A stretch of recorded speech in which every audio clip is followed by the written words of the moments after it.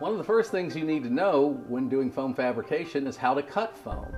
For years, I used one of these, a single edge razor blade. They're great, they're cheap, and disposable because foam will dull a blade very quickly, and you can only get so many cuts out of it before it's too dull to use. Years ago, a friend of mine, Evil Ted Smith, was working with me on a project, and I saw him cutting foam with a razor knife.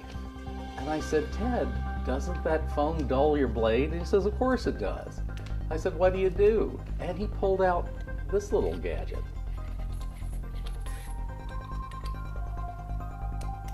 It's a sharpening stone. And by using this in conjunction with your blade, you can make your blade perpetually sharp. Let me show you how. The essential thing is to start with a can of WD-40, which is a lubricant that helps make the sharpener work on a thin blade like these utility knives. You simply spray a thin layer on each side, shake it off, then you take your blade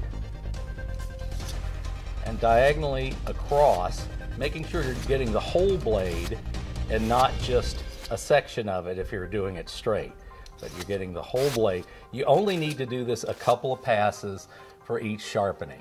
With a nice sharp blade, you can cut all different kinds of foam.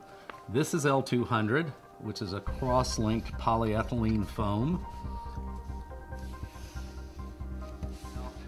EVA format foam, which is very popular. It's a little tougher, needs a little more strength, but cuts it like butter. Remember, after a few cuts, if you feel your knife dragging on your foam, resharpen your blade. It can't hurt.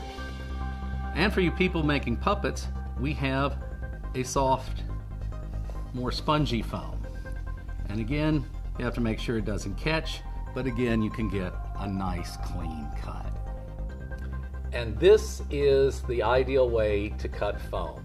Thank you, Evil Ted, for this great idea of using the snap-off utility knives. I know you like to use the bigger ones. I prefer the smaller ones. And the sharpener, which of course can't work well without the WD-40. Don't forget the WD-40 now. Okay, all these tools are available on Amazon, and I have posted links for you to buy them below. There'll be more tutorials coming up soon, so please subscribe to my channel if you haven't already.